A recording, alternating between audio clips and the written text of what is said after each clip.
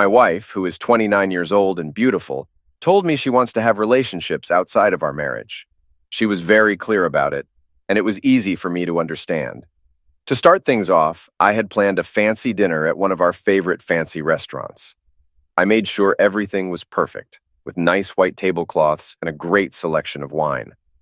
I even bought her a diamond necklace she had been hinting at, spending almost $1,000 on it.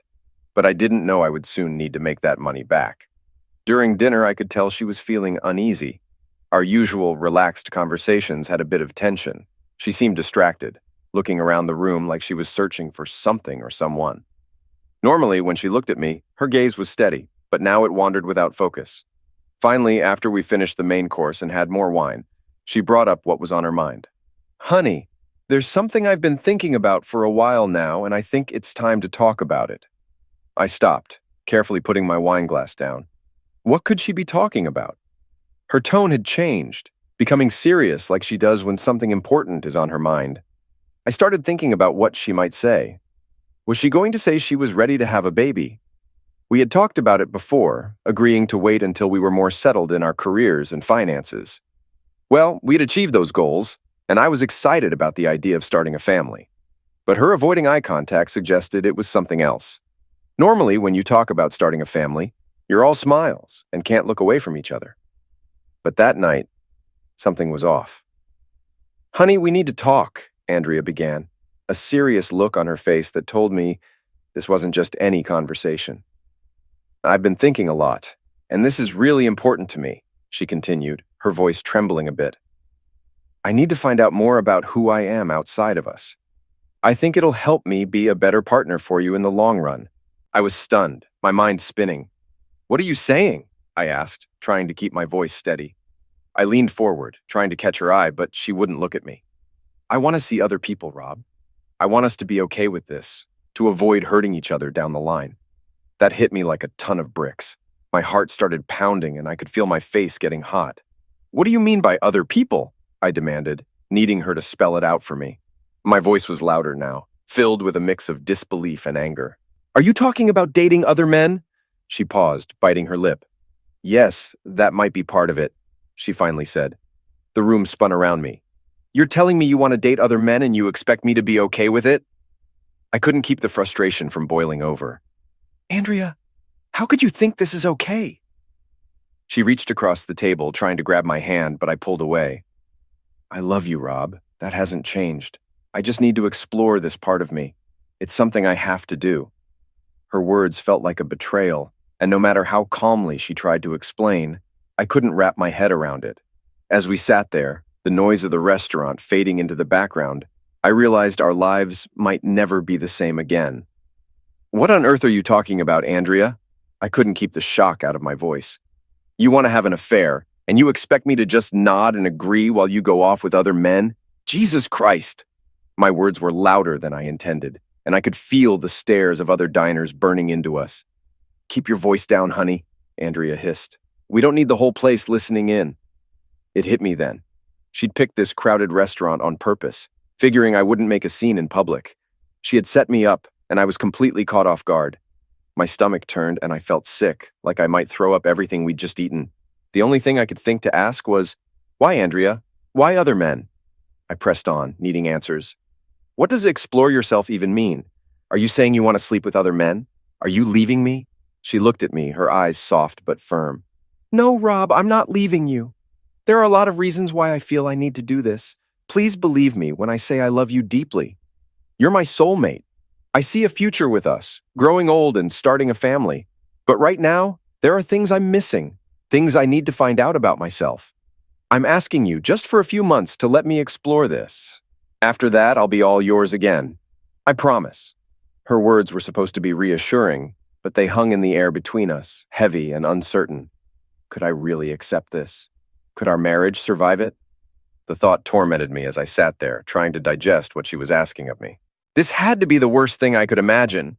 During our 5th anniversary dinner, my wife blindsided me by saying she wanted to start seeing other men. She expected me to just accept this, nodding as if nothing was wrong, and promised that afterwards, everything would go back to normal like nothing happened. She even claimed it would make her a better wife. I was speechless, my mind a complete blank, and I couldn't even breathe right. Feeling like I was in some sort of dream, I stood up, placed my napkin neatly on the table, and finished my wine in one gulp. Without a word, I put the glass down, turned around, and walked out. "Honey, where are you going?" she called after me. "I don't know," I answered without turning back, "but you should probably take a cab home." I made my way out of the restaurant, found my car, and just drove. I didn't have a destination in mind. I just needed to get away. My head was pounding, the pain starting from the back of my skull and spreading everywhere, making it hard to think about anything else.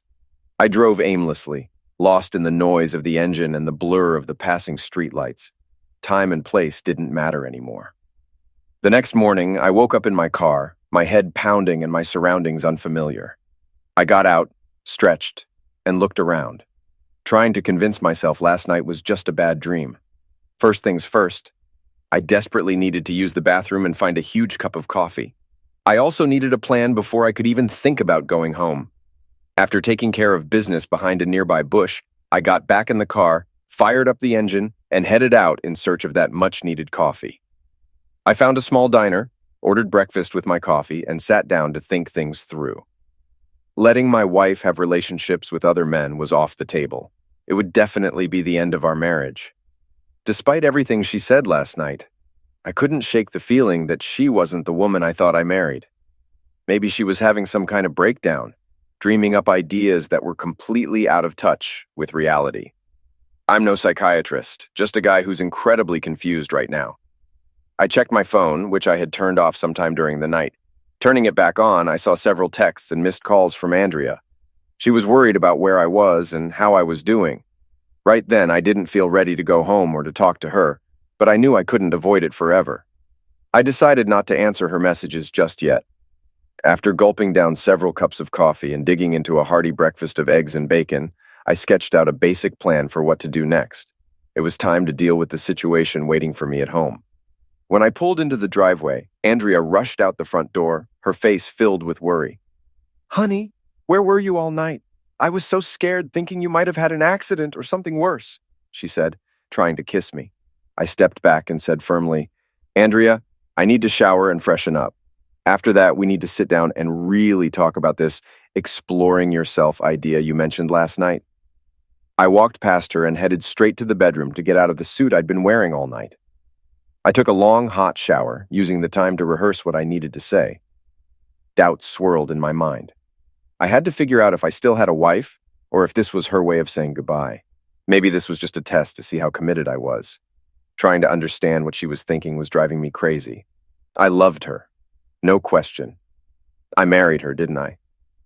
We had a big, beautiful wedding and celebrated with a trip across Europe. I had never even thought about being with another woman. I was all in, but now it seemed like she wasn't on the same page. Luckily, we didn't have kids, which made things a bit simpler. Whether or not that would change depended entirely on how the next few days and weeks unfolded. After changing into clean clothes, I headed into the kitchen to fix myself another cup of coffee. I grabbed a notepad and a pen, noticing Andrea sitting at the kitchen island, her eyes locked on me. I tried to appear calm, but inside my emotions were in turmoil. Coffee in hand, I took a seat across from her. I started, "All right, Andrea, could you please explain again why you want to pursue relationships outside our marriage?" Andrea looked straight at me and said, "Honey, I need to experience validation as a woman. Right now, I don't feel like my needs are being met. I want to explore what those needs are and see if I can find fulfillment on my own." "So you're uncertain about your needs and you're seeking to discover them," I summarized, trying to keep my tone steady. "Also, are you planning to step away from our relationship temporarily to find what you're looking for?" "No, honey, I won't leave. I'll remain here in our home with you," Andrea replied quickly. "However, I need the freedom to establish my own schedule and do things at my own pace." "When do you think you'd like to embark on this exploration and adopt your new schedule, Andrea?" "Well, I suppose any time would work," she responded, a hint of uncertainty in her voice. "Do you agree with my decision?" "No, I don't agree with any of this, Andrea," I said firmly. "When we got married, we promised to be partners and lovers for life. Now you want to seek other lovers. What am I supposed to make of this? It feels like you're checking out of our marriage." "Honey, it's not like that," Andrea said, her voice filled with frustration. I need to find a connection that's been missing for a couple of years now. Our lives have become all about work. I don't feel appreciated by you like I did when we first got married. Appreciation? My God, everything I do for you, I retorted, feeling my anger start to bubble up. I've been busting my back to provide for us and to build the future we dreamed about when we got married. We've nearly paid off this house for crying out loud. I knew I had to address the most burning issue. Are you planning to have relationships with other men? I asked, trying to keep my voice steady. Honey, I can't say for certain what I'll do. If it feels right with the right person, I might consider it, she responded, avoiding my gaze. So, you're thinking about infidelity then? I pressed, unable to hide my incredulity. It's not infidelity, Rob. It's not cheating if you know about it, she replied calmly. My blood pressure was through the roof. I took a deep breath and sipped my coffee, wishing it were something stronger. I needed to keep my cool to handle this conversation right. Let me get this straight, Andrea, I said, trying to make sense of it all. You're planning to meet other men, go out with them, and maybe even become intimate. Meanwhile, you'll still be living here with me. Is that correct? Honey, it's not that straightforward. I'm not sure yet, Andrea replied, her voice uncertain. It sounds pretty straightforward to me, I countered. What about us? Are we just supposed to put our marriage on hold? Do you expect us to still be intimate while you're exploring this? Of course, Rob. We're a family, you and me. I love you deeply, and I want us to stay a family. This is just something I need to do for myself, she said, her eyes pleading for understanding. And how often do you plan on doing this, Andrea? Every weekend? Several times a week? Every night? Just how far are you planning to take this exploration? I haven't decided yet, honey. Why are you so focused on the details? Andrea asked, sounding frustrated. Well, I need to know what my life is going to look like while you're out meeting, dating, and being with your new partners. I don't have a girlfriend, Andrea, at least not yet, I said, the last part slipping out more bitterly than I intended. I took a deep breath and exhaled slowly, struggling to contain my anger. Andrea, I need some clarity before we leave here today. Have you genuinely made up your mind about this? Have you considered what this will do to our marriage? Andrea nodded, but she didn't directly answer my question. It appeared she hadn't given much thought to how I might feel. She hadn't considered my opinions. Then she uttered it, the sentence that would shape our future. If you love me, you will let me do this. I responded firmly. If you love me, Andrea, you won't go through with this. This is my ultimatum. Unfaithfulness, even with prior notice, is a marriage breaker. Now my plan needed to take form. Here are my conditions, non-negotiable. If you want to engage with other men, you must move out. I won't share a home with you while you date and have sex with others. Bringing them here is out of the question. You'll have to find alternative accommodation. Honey, where am I supposed to live? Perhaps you can stay with one of your friends, like Jessica from school. You've spent time with her. She's divorced and alone, right? Ask her if you can stay with her for a while. If that doesn't work, you can rent a short-term apartment. You'll be responsible for all expenses, utilities, and your car payment. Andrea worked as a grade 3 teacher in an elementary school and earned a substantial income. I, on the other hand, was a chartered accountant specializing in forensic auditing for a large firm, also enjoying a good income, complete with annual bonuses. From what she had said, it appeared that I wasn't meeting all her needs in our relationship. Andrea seemed to sense my willingness to compromise for the first time as she made eye contact. Thinking she had won, I continued. So, if you're interested in having an open marriage, I suppose I'll need to be patient while you pursue your extramarital affairs. Will you eventually return home to me, Andrea? Honey, of course I will. I love you deeply. You're my husband, and I want us to build a family together. I countered, what am I supposed to do while you're out having intimate relationships with other men? Do you expect me to remain faithful to you? Should I wait for you to finish with your boyfriends and then welcome you back with open arms and love? Have you considered the impact on me at all? I want you as my husband, honey, and only you. Regardless of what I do while I'm away for a while, it won't change my feelings for you once I come back. I want you to be my husband and the father of my children. I couldn't help but find this an odd way of expressing her love. She had already acknowledged that I wouldn't permit her to bring her boyfriends into our home, and she seemed to view that as a victory. She could enjoy her time with other men without fear of my interference. All right, you need to figure out where you're going to stay and let me know this week. But for now, we have some things to arrange here. I want you to move your clothes and belongings to the spare bedroom. I'm not sure I can share the same bed with you at the moment. Your plan is too painful, and I feel like you're leaving me, even if you haven't explicitly said so. So tell me, Andrea, What should I make of all this? Andrea remained silent, possibly starting to realize that I wouldn't simply accept this without question. She might have been taken aback by my request to have her leave our bed, but what did she honestly expect? Did she think I was a complete pushover, ready to passively allow her to run off and have affairs, then return home to play the role of a happily married couple, eventually having children and carrying on with life as if nothing had happened? Not a chance. Andrea happened to be friends with another teacher, Jessica, and I suspected that some of these misguided ideas might be coming from her. Jessica, a divorced grade 4 teacher at the same school as my wife, was caught cheating on her husband with multiple partners, leading to her being kicked out 2 years ago. At 35 years old, Jessica was an attractive woman with an appealing physique. Unfortunately, she had a penchant for sleeping with any man who flashed a smile her way. I had a strong suspicion that Jessica was influencing Andrea's desire to explore herself before starting a family. For me, the reality was simple. If Andrea explored too much, there wouldn't be a family, at least not with me. All that would remain was a divorce. I rose from the table and began walking away. Andrea questioned, "Is that all, Rob? You want me to move out?" "Yeah, for now. Don't misunderstand me, Andrea. I don't want you to go through with any of this. We made a commitment to monogamy when we got married, and you're planning to break that commitment. So what exactly do you expect me to do? Do you think I'll just sit idly by while you engage in relationships with other men? If you want an open marriage, then I suppose I'll have the same option." Andrea was left speechless, and I departed before our discussion escalated into a shouting match. I grabbed my car keys and headed out of the house. "Honey, where are you going?" she called after me. "I'm not certain right now, but don't forget to move your belongings to the spare room and start looking for a place to stay. Remember, you won't be engaging in extramarital affairs until you've moved out," I replied as I left, intentionally slamming the door harder than usual. While I briefly contemplated driving to Jessica's apartment and confronting her, I knew I needed to set aside my anger and frustration for the time being. It was Andrea who had initiated this messed-up situation, and she could deal with the inconvenience it brought. Besides, I suspected that Jessica might be more than willing to take Andrea in, and I had to resist the urge to confront her physically. On Monday morning, I was up and out of my office before Andrea even woke up. I had a significant amount of work to do on my plan, considering Andrea's intentions. I had no intention of tolerating her infidelity. Since she seemed to have made up her mind about our marriage, I had to take action. It hurt that she believed she could engage in extramarital affairs, thinking I'd foolishly stand by, let her do it, and then act like everything was fine when she returned. What if she came back with an STD or worse? Pregnant. No way. I wouldn't allow it. Step one was reaching out to my lawyer.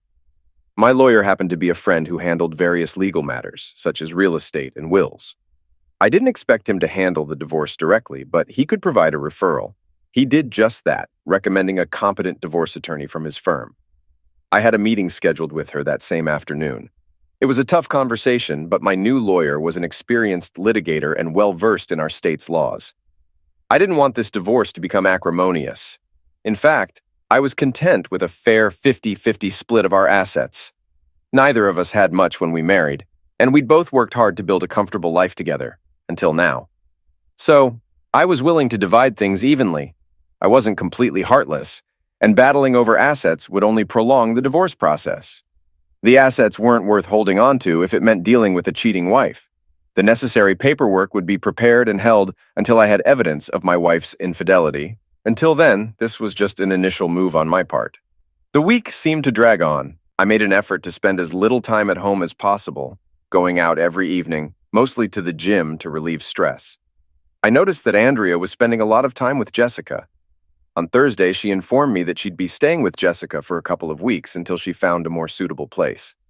I knew it would be a convenient setup for her to be with her boyfriends without any interruptions from me. It seemed like Jessica might be entertaining her own boyfriends simultaneously, turning it into quite a mess.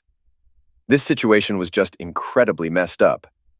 On Saturday, just 1 week after celebrating our 5th wedding anniversary, my wife made her decision to engage in extramarital affairs evident by packing her belongings into her car and preparing to leave. However, she hesitated just before her departure. "Honey, I don't want to leave. Are you absolutely sure we can't find a way to work things out so I can stay?" she pleaded. "I love you deeply, and I genuinely want to improve our marriage." I couldn't help but feel exasperated as I responded.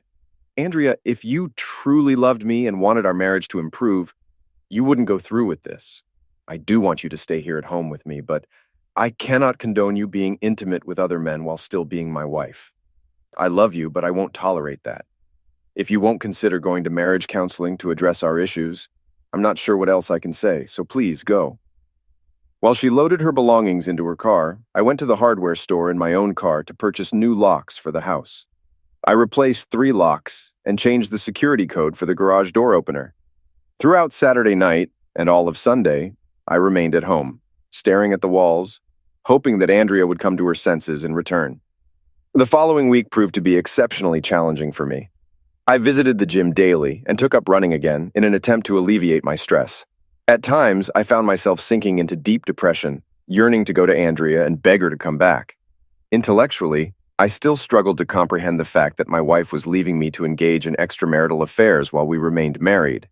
It made me feel like a colossal failure. Was I truly so inadequate that my wife was willing to openly exhibit her infidelity? Apparently, that was the case. I turned to the internet to research the psychology of infidelity and why spouses cheat on each other. I was astonished to discover that approximately 40% of married individuals engage in infidelity.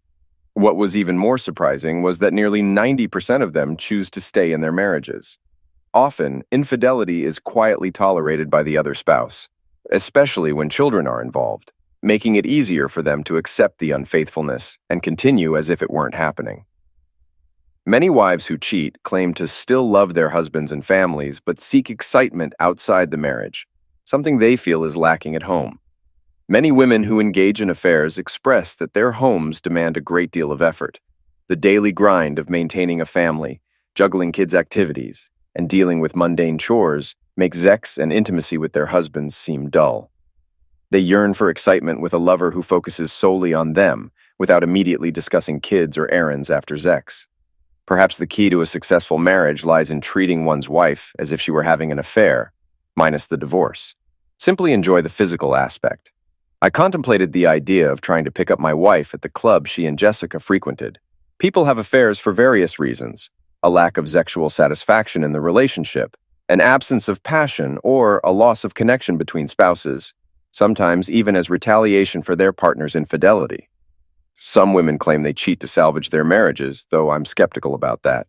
Nevertheless, it's what researchers studying marital infidelity have reported. Marriage is intricate, and relationships require effort.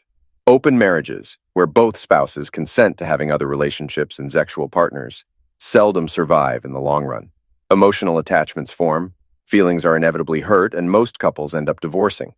Polyamorous marriages are equally complicated, especially when children are involved. The threat of introducing a sexually transmitted disease into the relationship is a constant concern. Personally, I believe monogamy is the best approach in a marriage.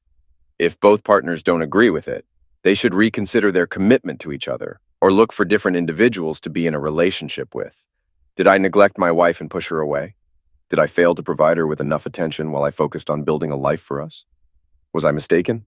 I'm uncertain. What I do know is that I felt unhappy about my wife leaving our home to engage in extramarital affairs. She sought things she believed I wasn't providing, but I didn't see her actions leading to an improvement in our marriage. And so, the following week passed by, slowly once more. I refrained from calling my wife, and Andrea only sent one text, requesting that I forward her mail to her new address. Her communication gave no indication of her desire to salvage our marriage. It was all business. Clearly, she was actively pursuing her plan to find a boyfriend, or possibly even 2 for some enjoyment. The thought crossed my mind to tail her from her apartment to wherever she and Jessica were headed just to find out who she was meeting. I drove past the apartment multiple times but resisted the urge to stop. I realized I couldn't subject myself to that. I needed to let her make her decision, or she would never truly be my wife again. With each passing day, the likelihood of her returning diminished. Furthermore, the longer the situation dragged on, the less inclined I was to take her back. A month elapsed with minimal communication between us when, unexpectedly, Andrea showed up at the house unannounced. When her key didn't work in the lock, she rang the doorbell and knocked. I answered the door, maintaining a stoic expression. "Andrea, what brings you here today?" She replied, "Honey, my key doesn't seem to work in the lock. What's going on?" I responded matter-of-factly, "That's because I changed all the locks." I blocked her from entering when she attempted to come inside. "What do you want, Andrea?" I inquired. She replied, "I came to retrieve a few things I left behind when I moved in with Jess." Once again, her visit wasn't about seeing me. It was purely business, focused on her belongings, with little regard for me or the pain she was causing. She didn't seem to realize the hurt I might be experiencing. Was she that naive or deluded to think I wouldn't care about her sexual encounters with other men, or that I'd eventually take her back? "There are some boxes in the garage with your things that I gathered from around the house." "Why did you do that, honey?" she asked. I let her inside since, after all, it was still partly her home. We proceeded to the garage, where she saw numerous boxes filled with her belongings ready for her to take. "How long are you planning to stay with Jessica?" I inquired. She replied, "Jessica's been really supportive. I'll be with her for a bit longer. I'm sure it'll only be a few more months, and then I'll be back. A better wife to you, honey. Then we can start a family together." I couldn't help but roll my eyes internally at her comment and feel a sense of disgust. How could she believe that her involvement with other men would somehow make her a better wife and prepare her for motherhood? I had entirely different thoughts on the matter. "So, have you found a boyfriend yet?" I asked bluntly. Andrea blushed in response, and I didn't need an answer. I already knew. She finally admitted, "Jess and I have been on some dates with guys from the club we go to, but that's about it." I couldn't resist probing further. "How's the Zex with your new boyfriends?" Andrea turned even redder and began searching through the boxes for her belongings. I left the garage and returned to the kitchen to have my coffee and read the newspaper. A few minutes later, she emerged carrying a sizable bag and surveyed the kitchen. Perhaps she expected the house to be in disarray after her departure. To her disappointment, it was quite the opposite. I had enlisted the services of a cleaning crew to visit 3 times a week, so the place was impeccably clean. There were no towering stacks of dirty dishes, no heaps of empty beer bottles, and certainly no mountains of soiled laundry. No, the house was in perfect order, and I was focused on keeping myself composed, despite the fact that my wife had left me to pursue relationships with other men. "Is there anything else you need, Andrea?" I inquired, sensing her curiosity about the situation here without her. She replied, "So, honey, have you been okay since I started staying with Jess?" "I'm fine," I responded. "I've been quite busy with work, and I'm frequently on the road." Concerned, she probed further. "Honey, have you been getting out at all, or have you been staying home alone?" And there it was, the pivotal question I had anticipated. It was time to introduce a small twist into the conversation and observe her reaction. "I've been trying to keep myself occupied," I explained. "I joined a cycling group that meets twice a week for organized rides. We start from a designated point and ride together for 40 to 60 miles. It's been quite enjoyable, and I've met many new people. They're a fantastic bunch. Typically, we head somewhere for a beer and a burger afterward, as all that riding really works up an appetite. I made a conscious effort to maintain my distance from excessive alcohol, as it wouldn't serve my well-being in any way. My weight had dropped by 15 pounds in recent weeks, partly due to exercise and partly due to the stress that her actions had inflicted upon me. Regular physical activity was perhaps the only thing preventing a complete mental breakdown. She responded with a tone that hinted at more interest in my activities than her initial question implied. What I gathered was that she wanted to know if I had started meeting other women. As Andrea drove away from the house, she might have begun to realize that her plan wasn't unfolding as smoothly as she had anticipated. It was possible that her loyal husband could meet someone else and decide he no longer needed to remain married to her. Her quest to find a boyfriend to compensate for the attention she believed her husband had failed to provide might carry more significant repercussions than she had initially thought. I later discovered that Andrea had been dating 2 men from the club she frequented with Jessica and had engaged in intimate encounters with both on multiple occasions. However, neither seemed interested in spending quality time with her beyond their rendezvous between her legs. Both men were married and simply seeking casual fun, with Andrea being their source of entertainment, a classic case of pump and dump. By the 2-month mark, I had come to terms with the demise of my marriage and was prepared to initiate the next phase of my plan. Andrea had remained out of contact with me for weeks, clearly indicating that she had no thoughts concerning me or our marriage. She was free to pursue her desires, exhibiting no inclination or desire to return home. Even if she did consider returning, it would come with a myriad of conditions, and I was uncertain whether I would accept her back. Adding to my reservations, I discovered that she had taken a vacation to the Dominican Republic with one of her boyfriends during the school break. They had indulged in a sun-soaked getaway, supposedly working on their tans and other indulgences. If this was her notion of strengthening our marriage through infidelity, well, it left much to be desired. The influence of Jessica's persuasive narratives, depicting me as a neglectful husband who had disregarded my wife, had taken hold of Andrea's mindset before she decided to abandon our marriage. Now, she resided in a two-bedroom apartment with her discontented divorced friend, and her reputation among fellow teachers and family members was deteriorating rapidly. When Andrea's mother discovered that her daughter had ventured to the Caribbean with another man, she reached out to me inquiring about the reason for our separation. She likely assumed that we had been embroiled in marital conflicts. I revealed to her that her daughter had left me to engage in sexual relations with other men, a revelation she found incredulous. I urged her to speak directly with Andrea to ascertain the truth. Andrea's mother engaged her in conversation, asking, "Andrea, why did you leave your home? What's happening between you and Robert? Is he mistreating you?" To this, Andrea replied, "No, Mom. He isn't mistreating me, but he doesn't provide the excitement I currently seek from a man. I don't feel desired or attractive to him. I need that feeling, to feel wanted, so I'm seeking it elsewhere for now. I want to have some fun before Rob and I start a family. I plan to return to him in a few months when he will appreciate me more, and everything will be fine. You'll see." Andrea's mother was taken aback by her response and earnestly cautioned, "Dear, if you engage in extramarital affairs, Robert will not want you as his wife. Cheating on him is the surest way to end your marriage. Do you not comprehend that?" "I know that Rob loves me, Mom," Andrea retorted confidently. "He understands my needs. I'll return home in a few months, perhaps a year at most, and then we'll start a family." "Dear, you must come to your senses and return home now," her mother implored, "or there won't be a marriage or a husband to return to, and there certainly won't be any children with him. Do you understand me?" "Mom, I am confident that Rob loves me," Andrea insisted, remaining resolute in her beliefs. Even her mother's earnest efforts failed to instill reason in her. Therefore, embracing the "what's good for the goose is good for the gander" mentality, I resolved to explore the possibility of a life without her. It had been approximately 3 months since Andrea's departure, and it was time for me to move forward. Summoning the courage, I asked one of the women I knew from cycling for a date, primarily seeking female companionship and a break from the monotonous routine I had endured. Since my wife had moved out, my daily routine consisted of work, the gym, cycling, and sleep, and it repeated day after day as I waited for this madness to come to an end. That was my life.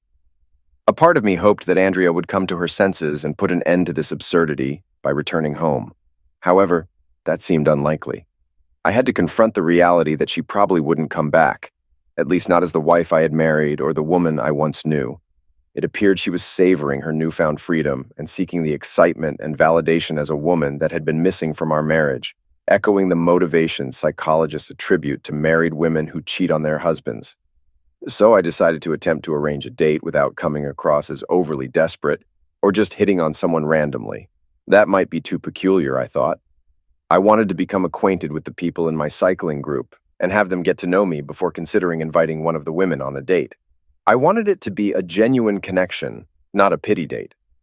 Most of my cycling friends were aware of my separation from my wife, and I suspected that some might even know about Andrea's active dating life. In a city not that large, word tends to get around. When I asked Diane, one of the women in the group, to join me for a tea or a drink, I was pleasantly surprised when she accepted. I suggested going out on a casual Saturday night to a nice place and planned for us to go kayaking on a nearby lake before dinner. I had some experience with kayaking from a few years back, so I knew the ropes. Diane had never kayaked before, but she expressed her interest and we agreed on the plan. So it became a date. We had a wonderful time kayaking, covering around 10 miles over about 3 hours. Afterward, we headed to a charming restaurant for a satisfying meal and drinks. I ordered a craft beer with steak and French fries, while Diane opted for white wine with a pasta dish. It was a relaxed and informal setting, free from any pressure. We wrapped up the evening with ice cream from a waterfront boardwalk stand, and I drove her home. I told her I had a fantastic time, intending to give her a kiss on the cheek, but she surprised me by leaning in and planting a kiss on my lips. It was a delightful and unexpected moment. I didn't want to appear overly eager, so I waited until our regular Tuesday cycling meetup to arrange another date. To my surprise, Diane expressed concern that my lack of contact might have meant I didn't enjoy our time together. I quickly assured her that the opposite was true. I had a fantastic time and truly relished our outing and being in her company. We scheduled a Saturday date, this time for a round of golf. I had read online about the delicate balance of texting and calling to maintain someone's interest. Men who excessively message or call women are often seen as overly needy, which tends to drive women away. So on Friday, I sent Diana a text expressing my anticipation for our Saturday golf game and suggesting a time for me to pick her up, while also offering the option for her to meet me at the golf club if she preferred. She kindly requested that I pick her up, so we settled on an early afternoon time.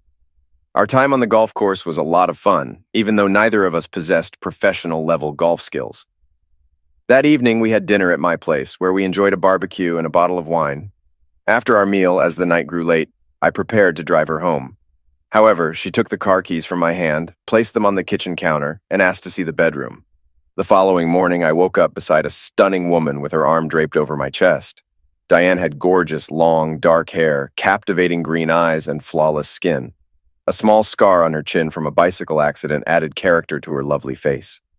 She stood tall at around 5 feet 11 inches, maintaining a slender figure. She probably weighed around 140 pounds and was in great shape. Her occupation as a nurse in the pediatric department of the hospital spoke volumes about her compassion for others. She came across as authentic, exuding a magnetic charm that drew me to her from the moment we met. We enjoyed breakfast on my patio, and our conversation eventually shifted toward my plans and the possibility of divorce. It was a sensitive topic, but I understood her need to know my intentions before investing emotionally in our connection. After all, no woman wants to invest time in a man who might reconcile with his estranged wife in a few weeks. When I explained the peculiar way Andrea had justified her departure to Diane, her expression confirmed what I had already suspected. She believed Andrea wasn't coming back. I think that nudge from Diane helped me move forward with the next phase of my plan. On Monday morning, I contacted my lawyer and had her assign an investigator to the case. I wanted to determine how many men Andrea was involved with before presenting her with divorce papers. It turned out she was dating multiple men, mostly married, and they would often gather at Jessica's apartment to continue their partying after leaving various bars and clubs around the city. 2 weeks later, Andrea received the divorce petition, marking the beginning of a tumultuous period. That night, she drove to the house to confront me. When I answered the doorbell, I was met by my estranged wife holding a large brown envelope, her face filled with distress. I inquired, "Andrea, what brings you here tonight?" She responded, "Honey, a guy delivered these documents to me today. Why did you file for divorce? I told you I would be home soon, even this week. We can start working on that baby we talked about." I invited her in and asked her to take a seat in the kitchen, stating, "It's a bit late for that, Andrea. I told you when you left that I didn't want you to go, but you went anyway." She attempted to explain, "Honey, I told you that I needed to find out who I was and feel good about myself." I interrupted with a hint of sarcasm. "So, do you feel good about yourself now? Are you validated as a woman? Have you explored your sexuality and new relationships, met exciting people? Had your fair share of intimate encounters?" Growing agitated, I continued, "Because it sure looks to me like you have. I've had virtually no communication from you since you left our home. You didn't even call me on my birthday.